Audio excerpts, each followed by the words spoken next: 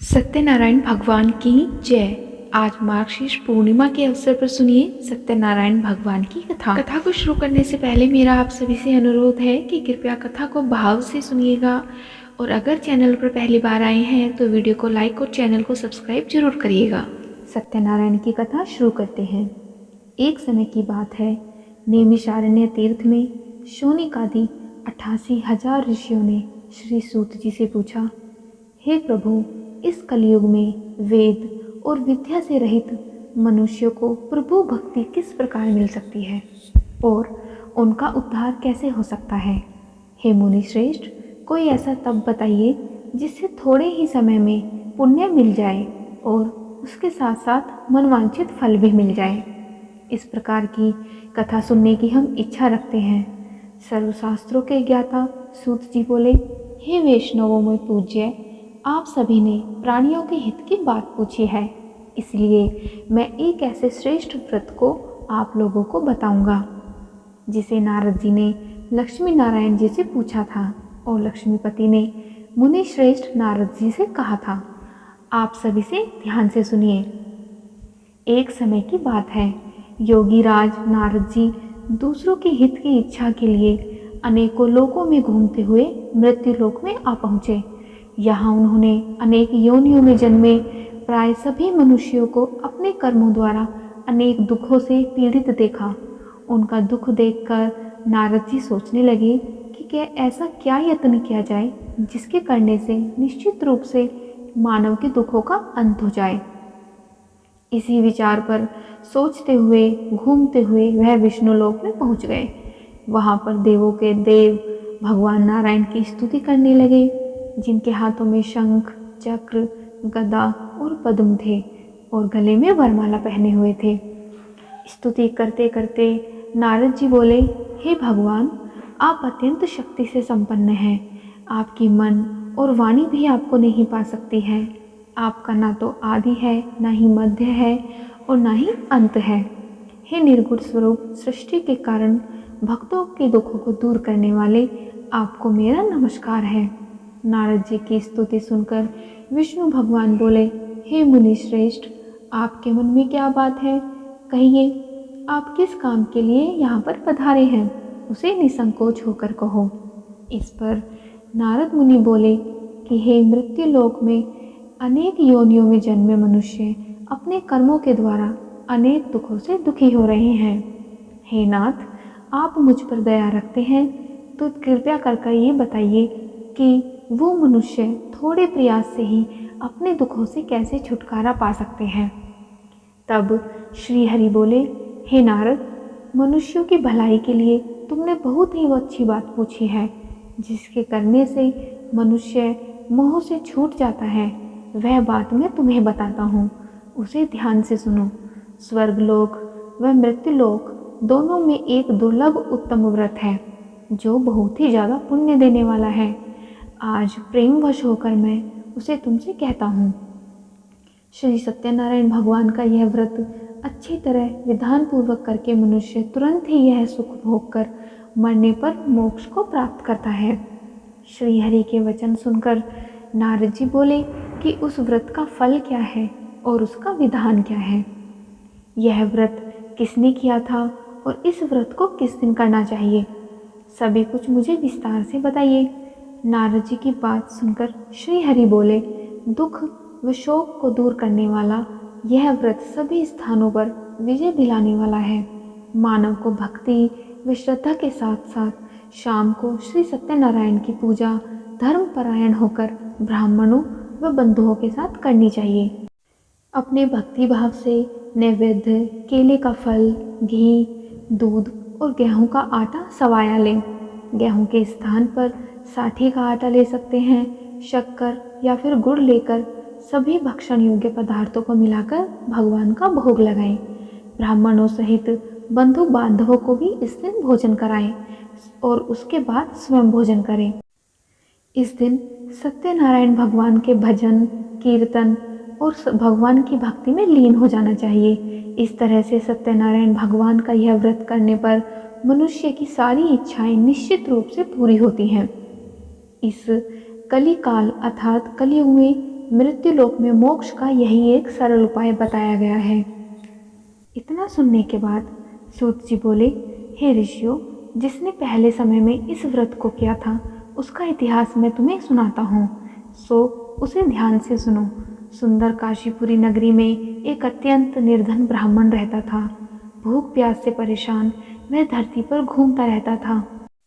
ब्राह्मणों से प्रेम करने वाले भगवान ने एक दिन ब्राह्मण का वेश धारण कर उसके पास आकर पूछा, हे विप्र, नित्य दुखी होकर तुम पृथ्वी पर क्यों घूमते हो?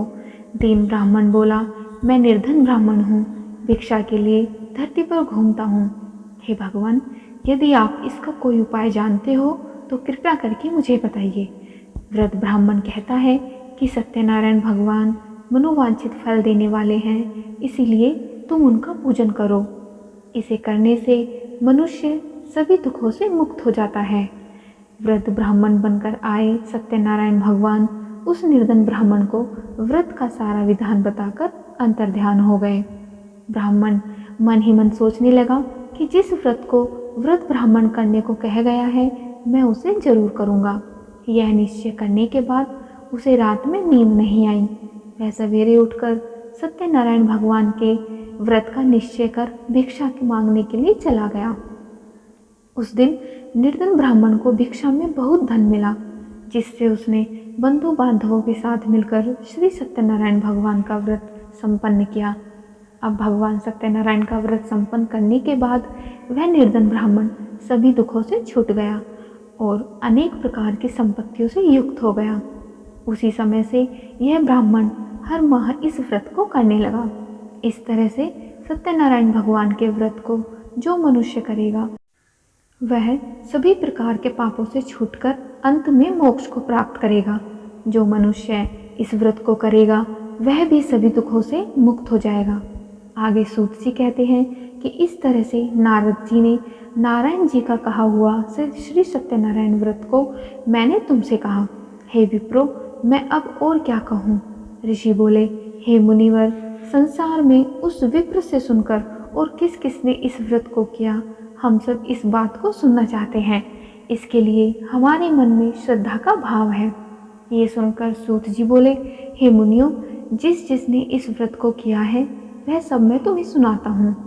एक समय वही विप्र धन एवं ऐश्वर्य के अनुसार अपने बंधु बांधवों के साथ इस व्रत को करने को तैयार हुआ।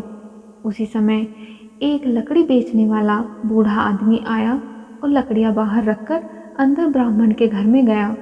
प्यास से दुखी वह लकड़हारा उनको व्रत करते देख विप्र को नमस्कार करके पूछने लगा कि आप यह क्या कर रहे हैं तथा इसे करने से क्या फल मिलेगा, कृपया मुझे भी बताइए। ब्राह्मण ने कहा कि सब मनोकामनाओं को पूरा करने वाला यह सत्यनारायण भगवान का व्रत है। इनकी कृपा से ही मेरे घर में धन और धान्य आदि की वृद्धि हुई है। विप्र से सत्यनारायण व्रत के बारे में जानकर वह लक्कड़हारा बहुत प्रसन्न हुआ। चरणामृत लेकर वह प्रसाद खाने के बाद वह अपने घर गया। लक्कड़हारे ने अपने मन में संकल्प किया कि आज लकड़ी बेचने से जो धन मिलेगा उसी से मैं अपने घर में श्री नारायण भगवान का उत्तम व्रत करूँगा। मन में इस विचार को लेकर बूढ़ा आदमी सिर पर लकड़ियाँ रखकर उस नगर में बेचने गया जहाँ धनी लोग ज़्यादा रहते थे। उस नगर में उसे अपनी लकड़ियों का दाम पहले से 4 गुना अधिक मिला। अब बूढ़ा आदमी प्रसन्नता के साथ दाम लेकर केले, शक्कर, घी, दूध, दही और गेहूं का आटा लेकर श्री सत्यनारायण भगवान के व्रत की अन्य सामग्रियां लेकर अपने घर गया।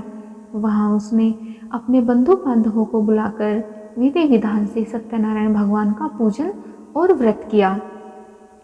इस व्रत के प्रभाव से वह बूढ़ा लक्कड़हारा धन, पुत्र आदि से युक्त होकर संसार के समस्त सुख भोग कर अंतकाल में वैकुंठ धाम चला गया। आगे सूत जी कहते हैं कि हे श्रेष्ठ मुनियों, अब आगे की मैं तुम्हें कथा सुनाता हूँ। पहले समय में उल्कामुख नाम का एक बुद्धिमान राजा था। वह सत्यवक्ता और जितेंद्रिय था। प्रतिदिन देव स्थानों पर जाता और निर्धनों को धन देकर उनके कष्ट दूर करता था। उसकी पत्नी कमल के समान मुख वाली तथा सती साध्वी थी। भद्रशिला नदी के तट पर उन दोनों ने श्री सत्यनारायण भगवान का व्रत किया। उसी समय साधु नाम का एक वेश्य आया। उसके पास व्यापार करने के लिए बहुत सा धन भी था। राजा को व्रत करते देखकर वह विनय के साथ पूछने लगा कि हे राजन, भक्ति भाव से पूर्ण होकर आप यह क्या कर रहे हैं? मैं सुनने की इच्छा रखता हूँ। कृपया आप मुझे बताइए कि आप ये सब क्या कर रहे हैं। तब राजा ने कहा, हे साधु, अपने बंधु बांधवों के साथ पुत्र आदि की प्राप्ति के लिए एक महाशक्तिमान श्री सत्यनारायण भगवान का व्रत और पूजन कर रहा हूँ। राजा के ऐसे वचन सुनकर साधु आदर के साथ बोला, हे राजन, मुझे भी इस व्रत का सारा विधान कहिए। आपके कथानुसार मैं भी इस व्रत को करूँगा। मेरे भी कोई संतान नहीं है और इस व्रत को करने से निश्चित रूप से मुझे संतान की प्राप्ति होगी। राजा से व्रत का सारा विधान सुनकर और व्यापार से निवृत्त हो वह साधु अपने घर गया। साधु वेश्य ने अपनी पत्नी को संतान देने वाले इस व्रत का वर्णन सुनाया और कहा कि जब मेरे संतान होगी तब मैं इस व्रत को करूँगा। साधु ने इस तरह के वचन अपनी पत्नी लीलावती से कहे। एक दिन लीलावती पति के साथ आनंदित हो सांसारिक धर्म में प्रवृत्त होकर सत्यनारायण भगवान की कृपा से गर्भवती हो गई और 10वें महीने में उसके गर्भ से एक सुंदर कन्या ने जन्म लिया। दिनों दिन वो कन्या ऐसे बढ़ने लगी जैसे कि शुक्ल पक्ष का चंद्रमा बढ़ता है। माता पिता ने अपनी कन्या का नाम कलावती रखा। समय बीतता गया। एक दिन लीलावती ने अपने मीठे शब्दों में अपने पति को याद दिलाया कि आपने सत्यनारायण भगवान के जिस व्रत को करने का संकल्प किया था उसे करने का समय आ गया है। आप इस व्रत को करिए। साधु बोला कि हे प्रिय, इस व्रत को मैं उसके विवाह पर करूँगा। इस प्रकार अपनी पत्नी को आश्वासन देकर वह नगर को चला गया। कलावती पिता के घर में रह वृद्धि को प्राप्त हो गई। साधु ने एक बार नगर में अपनी कन्या को सखियों के साथ देखा तो तुरंत ही दूत को बुलाया और कहा कि मेरी कन्या के योग्य वर देख कर आओ। साधु की बात सुनकर दूत कंचन नगर में पहुंचा और वहां देखभाल कर लड़की के लिए सुयोग्य वाणिक पुत्र को लेकर आया। सुयोग्य लड़के को देखकर साधु ने बंधु बांधवों को बुलाकर अपने पुत्री का विवाह कर दिया। लेकिन दुर्भाग्य की बात यह थी कि साधु ने अभी तक भी सत्यनारायण भगवान का व्रत नहीं किया। इस पर श्री सत्यनारायण भगवान जी क्रोधित हो गए और श्राप दिया कि साधु को अत्यधिक दुख मिले। अपने कार्य में कुशल साधु बनिया जमाई को लेकर समुद्र के पास स्थित हो रत्नासारपुर नगर में गया। वहां जाकर दामाद और ससुर दोनों मिलकर चंद्रकेतु राजा के नगर में व्यापार करने लगे। एक दिन भगवान सत्यनारायण की माया से एक चोर राजा का धन चुराकर भाग रहा था। चोर ने राजा के सिपाहियों को अपना पीछा करते हुए देखा तो चुराया हुआ धन वहां पर रख दिया जहां साधु अपने जमाई के साथ ठहरा हुआ था। अब राजा के सिपाहियों ने साधु वैश्य के पास राजा का धन पड़ा देखा तो वह ससुर और जमाई दोनों को बांधकर प्रसन्नता से राजा के पास ले गए और कहा कि उन दोनों ने हमारा धन चुराया है और हम उन्हें पकड़कर ले आए हैं। अब आप आगे की कार्रवाई की आज्ञा दें। राजा की आज्ञा से उन दोनों को कठिन कारावास में डाल दिया गया और उनका सारा धन भी उनसे छीन लिया गया। श्री सत्यनारायण भगवान के श्राप से साधु की पत्नी भी बहुत दुखी हुई। घर में जो भी धन रखा था उसे चोर चुरा कर ले गए। शारीरिक तथा मानसिक पीड़ा और भूख प्यास से अति दुखी हो अन्न की चिंता में कलावती के ब्राह्मण के घर गई। वहाँ उसने श्री सत्यनारायण भगवान का व्रत होते देखा। फिर कथा भी सुनी। वह प्रसाद ग्रहण कर वह रात को घर वापस आ गई। तब माता ने कलावती से पूछा कि हे पुत्री, अब तक तुम कहाँ थी? तेरे मन में क्या है? कलावती ने अपनी माता से कहा, हे माता, मैंने एक ब्राह्मण के घर में श्री सत्यनारायण भगवान का व्रत देखा है। कन्या के वचन सुनकर लीलावती भगवान के पूजन की तैयारी करने में लग गई। लीलावती ने परिवार व बंधुओं सहित सत्यनारायण भगवान का पूजन किया और उनसे वर मांगा कि मेरे पति तथा जमाई शीघ्र ही घर वापस आ जाएं। साथ ही यह भी प्रार्थना की कि हम सबका अपराध क्षमा करें। श्री सत्यनारायण भगवान इस व्रत से संतुष्ट हो गए और राजा चंद्रकेतु को सपने में दर्शन देकर कहा कि हे राजन, तुम उन दोनों वेश्यों को छोड़ दो और तुमने उनका जो धन लिया है उसे भी वापस कर दो। अगर तुमने ऐसा नहीं किया तो मैं तुम्हारा धन, राज्य और संतान सभी को नष्ट कर दूंगा। राजा को यह सब कहकर वह अंतर्ध्यान हो गए। प्रातःकाल ही सभा में राजा ने अपना सपना सुनाया।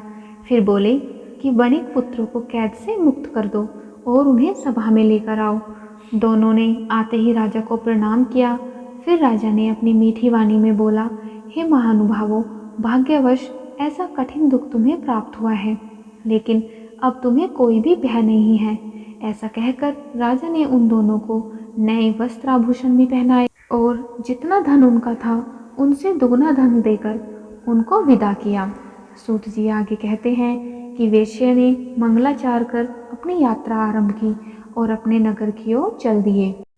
जैसे ही वो थोड़ी दूर गए, श्री सत्यनारायण भगवान जी वेशधारी बनकर उनके सामने आए और उनसे पूछा, हे साधु, तेरी नाव में क्या है? अभिवाणी वणिक हंसता हुआ बोला, हे दंडी, आप क्यों पूछते हो? क्या धन लेने की इच्छा है? मेरी नाव में तो बेल और पत्ते भरे हुए हैं। वेश्या ने कठोर वचन सुनकर भगवान बोले, तुम्हारा वचन सत्य हो। दंडी ऐसे वचन कह वहां से दूर चले गए। कुछ दूर जाकर समुद्र के किनारे पर बैठ गए। दंडी के जाने के बाद साधु वेश्या ने नित्य क्रिया के पश्चात नाव को ऊंची उठते देखकर अचंभा माना और नाव में बेल पत्ते आदि देखकर वह मूर्छित हो गया और वहीं पर जमीन पे गिर गया। जब उसे होश आया तो वह अत्यंत शोक में डूब गया। तब उसका दामाद बोला कि आप शोक ना मनाएं, यह दंडी का श्राप है, इसीलिए हमें उनकी शरण में जाना चाहिए, तभी हमारी मनोकामना पूरी होगी। दामाद की ऐसी बात सुनकर वह दंडी के पास पहुंचा और अत्यंत भक्ति भाव नमस्कार करके बोला कि हे महाराज, मैंने आपसे जो जो असत्य वचन कहे थे उनके लिए मुझे क्षमा कर दें। ऐसा कहकर महान शोकातुर होकर वो रोने लगा। तब दंडी भगवान बोले, हे वणिक पुत्र, मेरी आज्ञा से बार बार तुम्हें दुख प्राप्त हुआ है, तो मेरी पूजा से विमुख हुआ। साधु बोला, हे भगवान, आपकी माया से ब्रह्मा आदि देवता भी आपके रूप को नहीं जानते, तब मैं अज्ञानी कैसे जान सकता हूँ। आप प्रसन्न होइए, अब मैं सामर्थ्य के अनुसार आपकी पूजा करूँगा। आप मेरी रक्षा करो और पहले के समान नौका में धन भर दो। साधु वैश्य के भक्तिपूर्वक वचन सुनकर भगवान प्रसन्न हो गए और उसकी इच्छा अनुसार वरदान देकर अंतर्ध्यान हो गए। उसके बाद ससुर और जमाई जब नाव पर आए तो नाव धन से भरी हुई थी। फिर वही अपने अन्य साथियों के साथ सत्यनारायण भगवान का पूजन कर अपने नगर को चल दिए।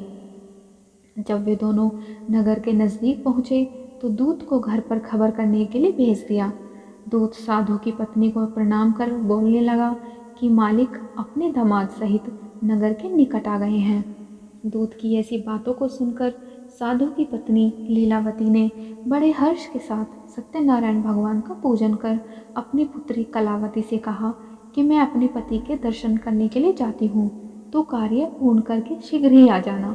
माता के ऐसे वचन सुनकर कलावती जल्दी जल्दी में प्रसाद छोड़कर अपने पति के पास चली गई। प्रसाद की अवज्ञा के कारण श्री सत्यनारायण भगवान रुष्ट हो गए और नाव सहित उसके पति को पानी में डुबो दिया। कलावती अपने पति को वह ना पाकर रोती हुई जमीन पर गिर गई। नौका को डूबा हुआ देखकर वह कन्या को रोता हुआ देखकर साधु दुखी होकर बोला कि हे प्रभु, मुझसे तथा मेरे परिवार से जो भूल हुई है उसे क्षमा करें। साधु के दीन वचन सुनकर श्री सत्यनारायण भगवान प्रसन्न हो गए और आकाशवाणी हुई कि हे साधु, तेरी कन्या मेरे प्रसाद को छोड़कर आई है, इसीलिए उसका पति अदृश्य हो गया है। यदि वह घर जाकर प्रसाद खाकर लौटती है तो इससे उसका पति अवश्य मिलेगा। ऐसी आकाशवाणी सुनकर कलावती घर पहुंचकर प्रसाद खाती है और फिर वापस आकर अपने पति के दर्शन करती है। उसके बाद साधु अपने बंधु बांधवों सहित श्री सत्यनारायण भगवान का विधि विधान से पूजन करता है और इस लोक का सुख भोग कर वह अंत में स्वर्ग को चला जाता है। सूत जी आगे कहते हैं कि हे ऋषियों, मैं तुम्हें एक और कथा सुनाता हूँ, उसे भी ध्यानपूर्वक सुनो। प्रजापालन में लीन तुंगध्वज नाम का एक राजा था। उसने भी भगवान का प्रसाद त्याग कर बहुत ही दुख सहन किया। एक बार वन में जाकर वन्य पशुओं को मारकर वह बड़ के पेड़ के नीचे आया। वहाँ उसने ग्वालों को भक्ति भाव से अपने बंधुओं सहित सत्यनारायण भगवान का पूजन करते देखा। अभिमानवश राजा ने उन्हें देखकर भी पूजा स्थान में नहीं गया और ना ही उसने भगवान को नमस्कार किया। ग्वालों ने राजा को प्रसाद दिया, लेकिन उसने वह प्रसाद भी नहीं खाया और प्रसाद को वहीं छोड़कर वह अपने नगर को चला गया। जब वह नगर में पहुंचा तो वहां सब कुछ तहस नहस हुआ पाया, तो वह शीघ्र ही समझ गया कि यह सब भगवान ने ही किया है।